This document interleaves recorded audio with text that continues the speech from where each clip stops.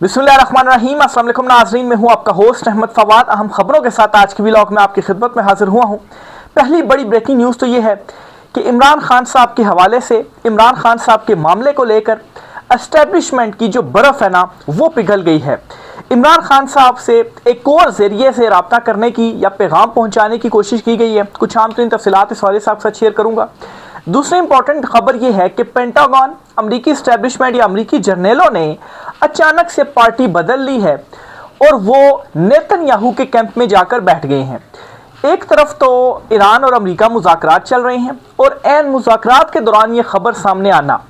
अब नाज़रीन, एक तरफ ट्रंप है जो कि स्टेटमेंट्स भी बड़ी बड़ी दे रहा है, दूसरी तरफ मुज़ाकरात की भी कोशिश कर रहा है और तीसरी तरफ नेतन्याहू लबनान के ऊपर हमले भी कर रहा है। जर्नल जो हैं या पेंटागन जो है वो नेतन्याहू के साइड पर है। तो ये बड़ी एक अजीबो गरीब सी सूरत हाल बनी हुई है। लेकिन इसके बावजूद एक अच्छी खबर यह है कि ईरान और अमरीका मुज़ाकरात का जो पहला मरहला था वो कामयाबी से गुजर चुका है और दूसरे मरहले का आगाज़ अब होगा, जिसमें जी 60 दिन के अंदर बहुत सारे मामलात तय किए जाएंगे। इस पर भी कुछ आम तरीन तफसीलात हैं, आपके साथ मैं शेयर करूंगा। फिर साथ ही साथ एक और ख़बर भी है, ट्रंप ने नेटो के हवाले से एक और सख्त स्टेटमेंट दे दिया और नेटो इत्तेहाद जो कि इसने ऑलरेडी तोड़ ही दिया है, अब वो मज़ीद आगे बढ़ता जा रहा है नेटो के हवाले से। इस पर भी कुछ इंपॉर्टेंट डिटेल्स हैं, वो भी अक्सर शेयर करूंगा। सबसे पहले तो आपको खबर देता चलूँ जी कि ईरान और अमरीका मुज़ाकरात के हवाले से तो खबर यह है कि जब ये मुज़ाकरात शुरू हुए या जनेवा में, स्विट्ज़रलैंड में, एक तो अमरीकी वफ्द, इसके अलावा जो कतर और पाकिस्तान हैं दोनों सालसी के लिए वहाँ पर मौजूद थे, और ईरानी वफ्द वहाँ पर इकट्ठा हुआ और बड़ी जो ड्रामाई सूरत हाल थी ना वो बनी रही। ड्रामाई ऐसे कि पहले तो ये वफूद इकट्ठे हुए और साथ ही ट्रंप ने एक धमकी आमेज़ किस्म का जो बयान है ना वो दे दिया, जिसमें उसने कहा जी कि अगर ये आप नाए हरमूज़ बंद करते हैं तो जो ईरानी क़यादत या मुज़ाकरात के लिए आई है मैं उसको कत्ल करवा दूंगा, वो वापस नहीं जा पाएंगे। तो इस पर ईरानी जो वफ्द था उसने बाइकाट कर दिया मुज़ाकरात का और कहा जी कि हम मुज़ाकरात नहीं करेंगे। पहले अमरीकी सदर जो है वो माफ़ी मांगे, उन्होंने ये क्या स्टेटमेंट दे दी, एक तरफ आप मुज़ाकरात कर रहे हैं और दूसरी तरफ आप इस किस्म की जो स्टेटमेंट्स है, धमकी हैं, वो लगा रहे हैं। बहरहाल फिर उसके बाद पाकिस्तान और कतर जो कि सालसी का रोल प्ले करते रहे, इवन के पहले भी ईरानी जो वफ्द था वो जनेवा जाने के लिए राज़ी नहीं था, तो कतर ने जो है वो उनको मनाया मुज़ाकरात के लिए। और इस पर फिर जो इवन के पाकिस्तान जो है, मोहसिन नकवी वो भी तेहरान पहुंचे, तो फिर उसके बाद जो ईरानी वफ्द है वो वहाँ पर पहुंचा मुज़ाकरात के लिए। बहरहाल फिर उसके बाद दोबारा से मनाया गया ईरानी वफ्द को, मुज़ाकरात चले, मुज़ाकरात हुए, लेकिन मीडिया को अवॉइड किया ईरान ने। एक तो ईरान जो है वो ना कोई सेल्फी मतलब ना ही कोई पिक्चर या ना ही कोई हैंडशेक, कोई चीज़ उनकी सामने नहीं आ रही और मतलब बेहतरीन सफारतकारी या आप यूँ कहें कि बेहतरीन डिप्लोमेसी जो है या मुज़ाकरात की टेबल पर भी ईरानी बहुत समझदारी के साथ आगे बढ़ रहे हैं और कहीं पर भी ख़ुद को झुका हुआ नहीं दिखा रहे हैं, ठीक है। और इवन के अमरीकी वफ्द को वेट करवाया जा रहा है ईरानी वफ्द की जानिब से, और वो मतलब है कि हमेशा एंड पर ही आते हैं कि आप वेट करें, फिर जो है वो हम आपके पास जो है वो आएंगे। और बहरहाल ये सारी चीज़ें अपनी जगह। अच्छी खबर आपके साथ मैं शेयर करता चलूँ जी कि 7 नुकात हैं जिनके ऊपर जो इत्तफाक है ना वो हुआ है पहले मरहले में, और पहला मरहला कामयाबी के साथ गुजर गया। अब दूसरा मरहला 60 दिन वाला शुरू होगा। क्या जी, इसका एक एलामिया भी मुश्तरका तौर पर सामने आया, वो भी आपके साथ मैं शेयर करता हूँ जी कि हतमी मुआहदे के लिए 60 रोज़ा रोड मैप मंजूर, ईरान अमरीका मुज़ाकरात के बाद मुश्तरका एलामिया जारी। और इसमें 60 रोज़ का रोड मैप मंजूर किया गया कि हम 60 रोज़ के अंदर अब ये जो मुज़ाकरात है ना वो करेंगे। क्या हुआ है जी, पाकिस्तान और कतरी वज़ारत ख़ारजा की जानिब से जारी मुश्तरका एलामिया के मुताबिक फ़रीक़ैन ने मुज़ाकरात की निगरानी के लिए आला सतह कमेटी के क़याम पर इत्तफ़ाक़ किया है। यानी कि नंबर 1 तो ये नुक्ता तय हुआ जी कि इन मुज़ाकरात की जो निगरानी करेगा वफ्द, एक आला सतह कमेटी जो है वो कायम की जाएगी, ठीक है, इन मुज़ाकरात की। नंबर 1 नुक्ता तो ये तय हुआ। नंबर 2 ये कि हतमी मुआहदे के लिए 60 रोज़ा रोड मैप मंजूर किया गया है और इसी तरह से मज़ीद 6 पॉइंट्स और हैं और इन 7 पॉइंट्स के ऊपर अमल दरामद किया जाएगा। ये असल में 60 रोज़ा जो रोड मैप है ना वो पेश किया गया। एक पॉइंट आपके सामने मैंने रखा है जी। दूसरा पॉइंट ये है कि ईरान अमेरिका के दरमियान तकनीकी मुज़ाकरात फौरी शुरू होंगे, यानी कि ऐसा नहीं होगा कि 60 दिन है तो 1-2 दिन या हफ्ते बाद हम शुरू करेंगे, फौरी अभी से ही हम तकनीकी जो मुज़ाकरात है वो शुरू कर देंगे। इवन के जो मेन लीडरशिप है ईरान, अमेरिका या पाकिस्तान की, वो तो वापस आ रही है, लेकिन जो उनकी टीम्स है ना वो वहीं पर मौजूद है, और जैसी बात है उन्हीं के ज़रिए ही पैगाम रसानियाँ और जो मुज़ाकरात है वो आगे चल रहे होते हैं। तो इसलिए जी फौरी जो चीज़ें हैं वो शुरू होंगी। फिर तीसरा ये कि अबनाए हरमुज़ में तिजारती जहाज़ों की आमदोरफ्त के लिए राब्ता लाइन कायम कर दी गई है। तो एक राब्ता लाइन भी है, इसका मतलब यह है कि अबनाए हरमुज़ अब खोल दिया गया, वहाँ से जहाज़ फ्रीली मूव करेंगे। ये खित्ते के लिए भी एक अच्छी खबर है। अच्छा, फिर इसके साथ ही लबनान जंग बंदी पर अमल दरामद के लिए जो है वो एक सेल कायम करने पर भी इतफाक़ किया गया है। फिर इसके साथ एटमी प्रोग्राम पाबंदियों से मुतल्लिक वर्किंग ग्रुप्स तश्कील दिए जाएंगे, ये नेक्स्ट पॉइंट है। फिर इसके साथ ही जो एक सेल कायम किया गया है लबनान के हवाले से कि जंग बंदी होगी, इसमें जो सालिस मुल्क हैं, सालिस ममालिक यानी कि पाकिस्तान और कतर, ये दोनों भी शामिल होंगे और ये मेक श्योर करेंगे, क्योंकि ज़ाहिर सी बात है ये सालिसी का रोल प्ले कर रहे हैं। सालिस ममालिक को मुज़ाकरात तामीरी माहौल में आगे बढ़ाने के लिए कोशिशें जारी रखेंगे। तकनीकी मुज़ाकरात हफ्ते के बाकी दिनों में जो है वो किए जारी रहेंगे। तो ये जो नुकात हैं मैंने आपके सामने रखे हैं, ये 60 रोज़ा रोड मैप है जो कि दे दिया गया। इसके मुताबिक अब जो मुज़ाकरात हैं वो आगे चलेंगे। अब मैं आपके सामने रखता हूँ अब्बास अराक्ची जो हैं उनकी बड़ी एक इंपॉर्टेंट स्टेटमेंट है। वो क्या, इस एलामिये के बाद वो स्टेटमेंट है, वो ये कहते हैं कि पाकिस्तान और कतर की सालसी में लबनान जंग के खात्मे के लिए बड़ी पेशरफ्त हुई है। वो कहते हैं जी कि ईरान के लिए तेल और पेट्रोकेमिकल की बरामदात पर पाबंदियां ख़त्म कर दी गई हैं। ये एक बहुत इंपॉर्टेंट मुतालबा है जो कि ईरान का मंजूर किया गया है। अब्बास अराक्ची ने बताया कि नाकाबंदी उठा ली गई है और कुछ मुंजमद असासे जारी कर दिए गए हैं। फिर उन्होंने कहा कि मुज़ाकरात के बाद कतर और पाकिस्तान ने मुश्तरका एलामिया जारी कर दिया है।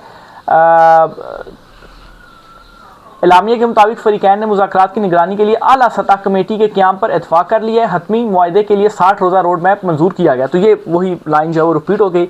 बहरहाल जो इंपॉर्टेंट स्टेटमेंट दी है, पाबंदियाँ हटा ली गई हैं और अब नए हरमुज़ खुल गया है और कुछ असासे जो है वो जारी कर दिए गए हैं ईरान के, जो कि मुंजमद किए गए थे। तो ये जी पहले तो मैंने आपके साथ जो अच्छी खबर है वो शेयर कर दी है कि पहला मरहला मुज़ाकरात का कामयाब हो गया है। अब नाज़रीन एक बड़ा चैलेंज इस वक्त अमेरिका के अंदर बना हुआ, और अमेरिका के अंदर यानी कि नेतन्याहू, पेंटागन यानी कि अमेरिकी एस्टेब्लिशमेंट या अमेरिकी जर्नल और ट्रंप जो हैं, इन तीनों के दरमियान मामलात गड़बड़ हैं। क्या मामलात गड़बड़ हैं ये आप सुनिए जी। ये कंवर दिलशाद हैं, ये साबिक सेक्रेटरी इलेक्शन कमीशन है। इन्होंने जी एक निजी चैनल से गुफ्तगू की है और ये क्या कहते हैं, ये कहते हैं कि हमारी इतलात के मुताबिक पेंटागन और स्टेट डिपार्टमेंट एक पेज पर नहीं है। पेंटागन का झुकाव नेतन्याहू की तरफ है यानी कि इसराइल की तरफ है, जबकि स्टेट डिपार्टमेंट जिसके सरबराह डोनाल्ड ट्रंप हैं वो ईरान के साथ अच्छे ताल्लुकात चाहते हैं। अब नाजरीन अगर ट्रंप अच्छे ताल्लुकात चाहता है तो फिर ट्रंप सख्त जो स्टेटमेंट्स है वो क्यों दे रहा है इवन के ऐन मुज़ाकरात के दौरान। और फिर उसके बाद आप ये देखें कि आखिर क्यों पेंटागन और नेतन्याहू जो है वो इन मुज़ाकरात के अगेंस्ट हैं, और वो क्यों आखिर ईरान के ऊपर जो अटैक्स है, या अब आप देखेंगे एक तरफ मुज़ाकरात भी चल रहे थे तो अब आपको समझ में भी आ रही होगी कि आखिर क्यों लबनान के ऊपर जो हमले थे ना वो किए जा रहे थे, और ये अकेले नेतन्याहू का काम नहीं था, उसको बैक सपोर्ट जो है वो भी मिल रही थी। पहले इशारे, या आप यूँ कहें कि पहले तो ट्रंप खुलकर साथ था ना, लेकिन कहाँ से सपोर्ट आ रही थी, पेंटागन की जानिब से जो सपोर्ट थी ना वो आ रही थी। तो एक तरह से आप यूँ समझें कि नेतन्याहू, पेंटागन और ट्रंप जो है, इन तीनों के दरमियान भी जो लड़ाई है ना वो चल रही है। और बाज़ लोग तो इस हवाले से ये भी तजिया पेश कर रहे हैं कि ट्रंप ये जो ईरान के साथ डील कर रहा है और मतलब है कि ये जो नुकात भी सामने आए हैं, ये नुकात सारे ईरान के हक़ में जा रहे हैं, तो इससे गेन क्या किया अमेरिका ने। तो इससे एक तजिया ये भी पेश किया जा रहा है कि असल में ट्रंप ने नेतन्याहू को वो कमज़ोर हो, उसको कमज़ोर करने के लिए भी ज़ाहिर पता दूसरी ताकत उसके जो मुखालिफ है, अगर वो ताकतवर होती है तो वो खुद ही कमज़ोर हो जाएगा। वो करने के लिए भी मुआहदे के कुछ इंपॉर्टेंट जो नुकात हैं उनके ऊपर इतफाक़ किया है। वो कैसे, कि ज़ाहिर सी बात है, या उसकी वजह क्या है। नेतन्याहू भी तो ट्रंप को कमज़ोर करने की जो कोशिश है ना वो कर रहा है।